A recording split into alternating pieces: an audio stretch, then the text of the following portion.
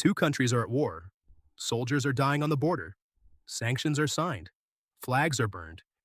And 300 miles away, a container ship is quietly unloading cargo from the country everyone just agreed to hate.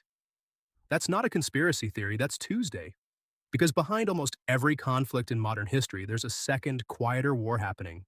Not for territory, for supply chains. And the two sides fighting it are often the exact same governments that are publicly fighting each other. Most people assume war is total, that when two nations become enemies, everything stops. Trade, flights, phone calls, all of it. A clean line gets drawn and nothing crosses it. That's not what actually happens.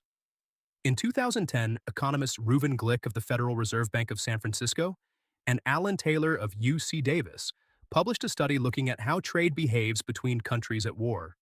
Their finding was strange. Trade didn't stop.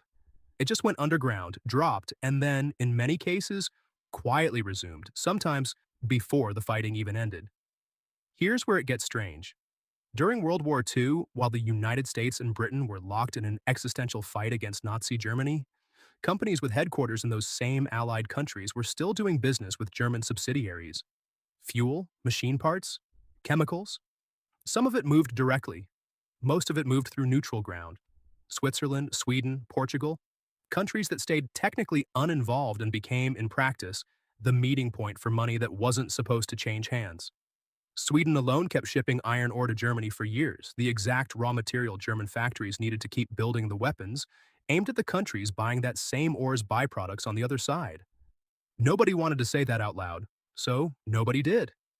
But that's only half the story, because this isn't just a wartime accident, it's a pattern.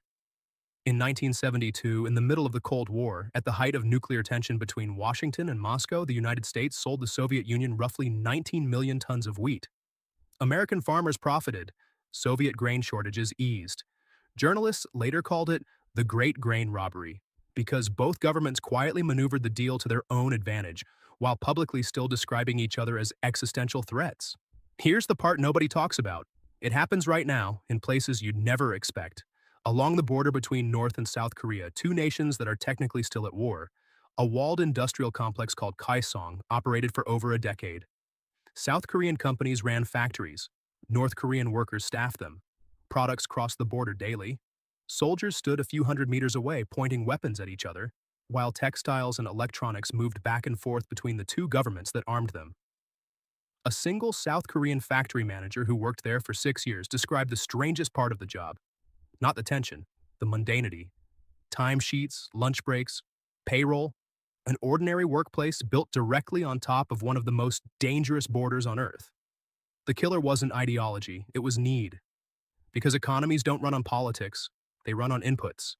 A country can hate its neighbor and still need the neighbor's oil, its grain, its rare earth minerals, its cheap labor. And when the need is strong enough, governments find a way. A third country, a shell company, a neutral port, a deal quietly signed by people who will never appear in the history books because the history books are busy writing about the war. Economists have a term for the countries that make this possible.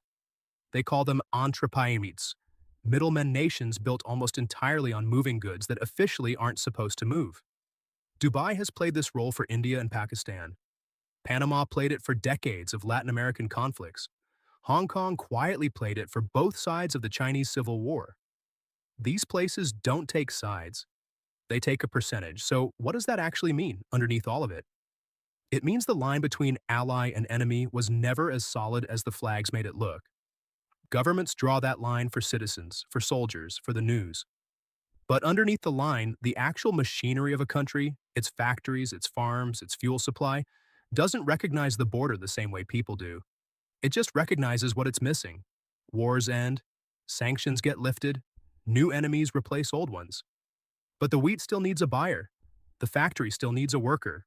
The iron ore still needs somewhere to go. Two countries can burn each other's flags in the morning and clear each other's cargo by nightfall. Not because they've stopped being enemies, because they were never only that.